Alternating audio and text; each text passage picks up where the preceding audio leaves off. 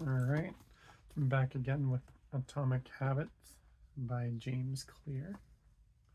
Uh, yeah, so I'm sure a lot of people are already familiar, but for those who are not, and for me, as this is a second time going through this book, I'm recapping some of the main points from the four main sections. So the first law, which I've just finished, is make it obvious. Um, and it's opposite. So that's how to create a good habit, but how to break a bad habit would be to make it invisible.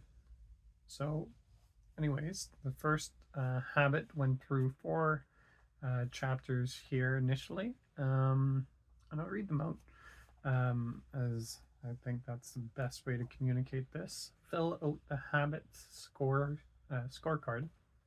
Write down your current habits to become aware of them. Um, use this number two. Use implementation intentions.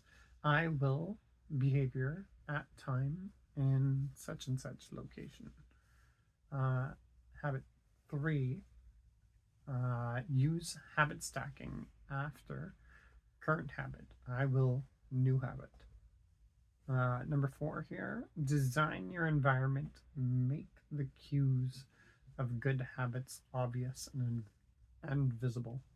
So, I mean, all those are great, and I feel like I gotta work on the implementation side of it.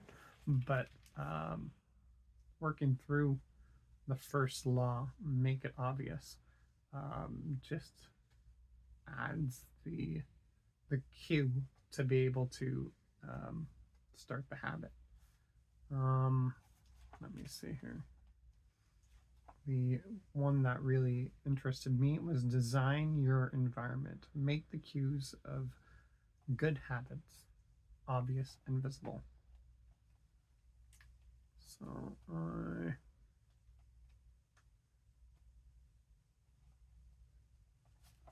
bring that section up. The best way to start a new habit.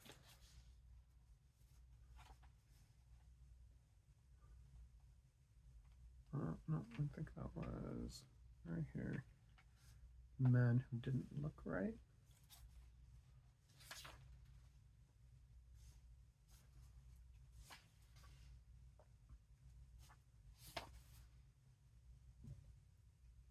Anyways, oh, here it is.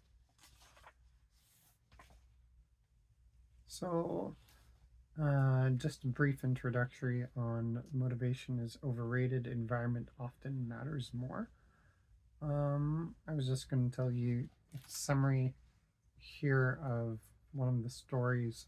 Anne Thorndike, a primary care physician at Massachusetts General Hospital in Boston, had a crazy idea. She believed she could improve the eating habits of thousands of hospital staff and visitors without changing their willpower or motivation in the slightest way. In fact, she didn't plan on talking to them at all. So it's basically going through overview of the story of how she implemented people or had the environment um, encourage people to get more water and less unhealthy beverages like sodas.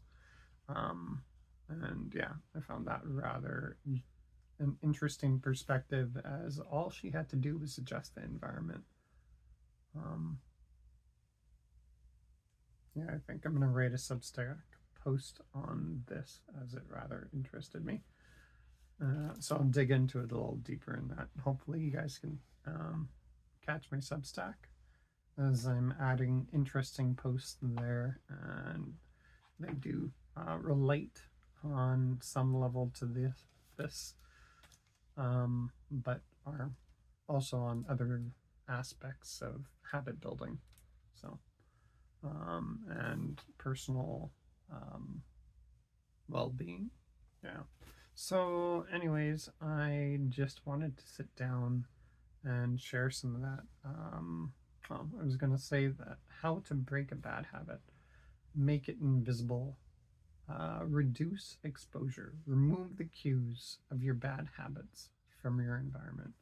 So, yeah, basically the opposite of making it obvious, and that implement was there when Thorndike had redesigned the layout of it looked like the cafeteria.